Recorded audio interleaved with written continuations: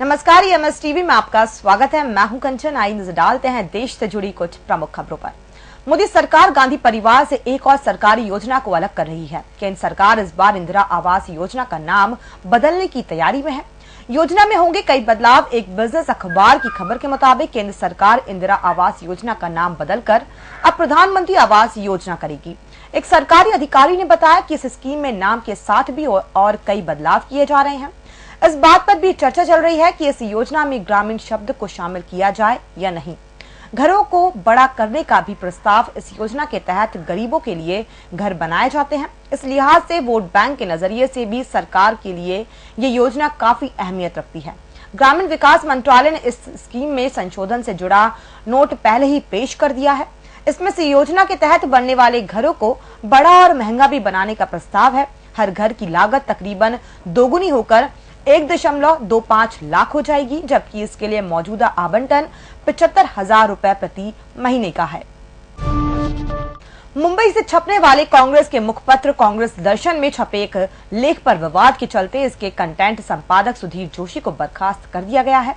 इससे पहले पत्र के editor in chief Sanjay Nirupam ने इस लेख के लिए माफी मांगी, जिसमें कांग्रेस पार्टी की मौजूदा अध्यक्ष सोनिया गांधी और भारत के पहले प्रधानमंत्री जवाहरलाल नेहरू पर विवादास्पद टिप्पणी की गई है।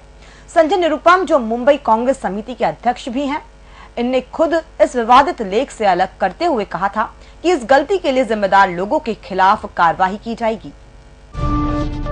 यूपी के ग्रेटर नोएडा से सटे दादरी के गांव बिसहड़ा में हुई अखलाक की हत्या और उसके बेटे को पीटकर घायल करने के मामले में नया मोड़ आ गया है। दरअसल जिस घर में गोमांस की बात कहकर अखलाक को पीट कर मार डाला गया था, वहां फ्रिज में रखा मांस गोमांस नहीं बल्कि बकरे का मांस था। इस रिपोर्ट के सामने आने के बाद अखिलेश सरकार ने कहा है कि वो दादरी के गांव में बवाल भड़काने वालों के खिलाफ कार्रवाई करेगी।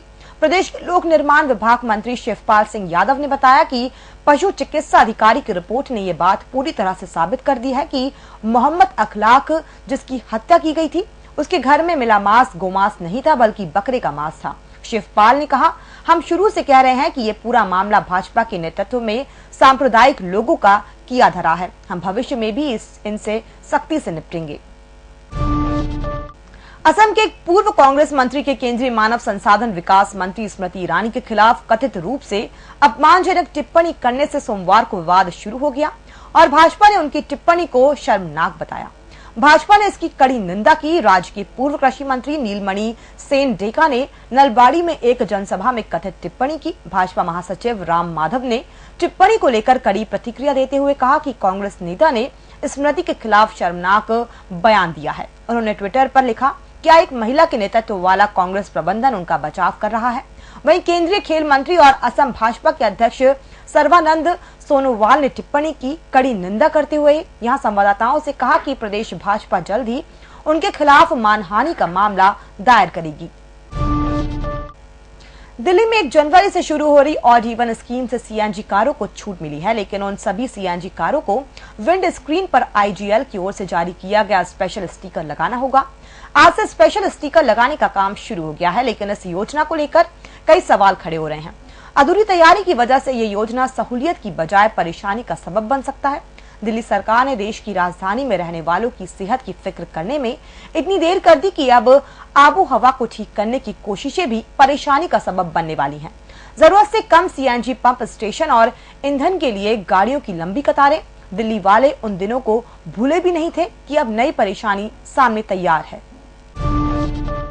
योग गुरु रामदेव ने सोमवार को संकेत दिया कि वो जवाहरलाल नेहरू विश्वविद्यालय का अपना दौरा रद्द कर सकते हैं, जहां उन्हें मुख्य वक्ता के तौर पर संबोधन के लिए आमंत्रित किया गया है। वहीं विश्वविद्यालय ने एक छात्र समूह की आमंत्रण वापस लेने की मांग ठुकरा दी है।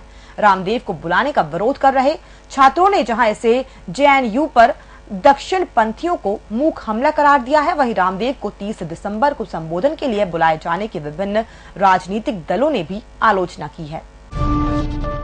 बिहार में 2 इंजीनियरों की हत्या के बाद राज्य की विधि व्यवस्था के बारे में पूरे देश में चर्चा हो रही है। खुद बिहार के मुख्यमंत्री नीतीश कुमार का ये मानना है। नीतीश सोमवार को पटना में राज्य के आला पुलिस अधिकारियों के साथ राज्य की विधि व्यवस्था की समीक्षा कर रहे थे। इस समीक्षा बैठक में नीतीश ने स्वीकार किया कि ऐसी घटनाओं से न केवल विधि व्यवस्था बल्कि राज्य की इमेज पर भी प्रतिकूल असर पड़ता है। ऐसी घटना भविष्य में ना हो, उसके लिए उन्होंने अधिकारियों को ठोस कदम उठाने के आदेश दिए हैं।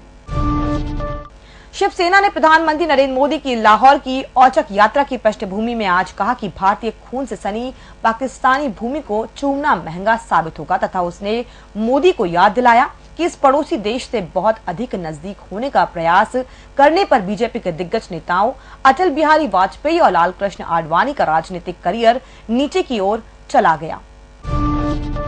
दिल्ली के मुख्यमंत्री अरविंद केजरीवाल ने आज कहा कि वो वित्त मंत्री अरुण जेटली को निशाना बनाए जाने को लेकर कोई माफी नहीं मांगेंगे। उन्होंने ये भी कहा कि जेटली का दिल्ली क्रिकेट काउंसिल में कथित तौर पर घोटाले से जुड़े होने के मामले में क्रॉस एग्जामिन किया जाना चाहिए। केजरीवाल ने बातें सोशल नेटवर्किंग साइट ट्विटर पर कही। केजरीवाल ने ट्विटर पर लिखा, बीजेपी लगभग याचना करते हुए मुझसे कह रही है कि मैं माफी मांग लूं, मैं उन पर ये एहसान नहीं करूंगा। उन्होंने ये भी लिखा, दिल्ली सरकार की जांच में किसी तरह की कोई क्लीन चिट नहीं दी गई है। 10 लाख रुपए से अधिक की सालाना आय वाले करदाताओं को अगले महीने से सब्सिडी वाला रसोई गैस सिलेंडर नहीं मिलेगा। फिलहाल सभी परिवारों को एक साल में 14.2 किलोग्राम के 12 रसोई गैस सिलेंडर 419.26 रुपए प्रति के मूल्य पर मिलता है। इसका बाजार मूल्य 608 रुपए है। पेट्रोलियम मंत्रालय ने बयान में कहा है कि सरकार ने संपन्न लोगों से स्वैच्छिक रूप से सब्सिडी वाली एलपीजी छोड़ने तथा बाजार मूल्य पर सिलेंडर खरीदने को कहा था। अभी तक 15 करोड़ एलपीजी उपभोक्ताओं में से 57.5 लाख ने सब्सिडी वाला सिलेंडर छोड़ा है। बयान में कहा गया है कि जहां कई उपभोक्ताओं ने स्वैच्छिक रूप से सब्सिडी छोड़ी है, वहीं ये जरूरत महसूस की जा रही है कि उच्च आय वर्ग के लोगों को एलपीजी सिलेंडर बाजार कीमत पर मिलना चाहिए। और फिलहाल इस बुलेटिन में इतना ही। और भी खबरों के लिए आप बने रहिए www.emstv.in के साथ। और इसी के साथ ही आप अपने स्मार्टफोन पर गूगल प्ले में जाकर EMS टीवी की ऐप भी डाउनलोड कर सकते हैं। नमस्कार।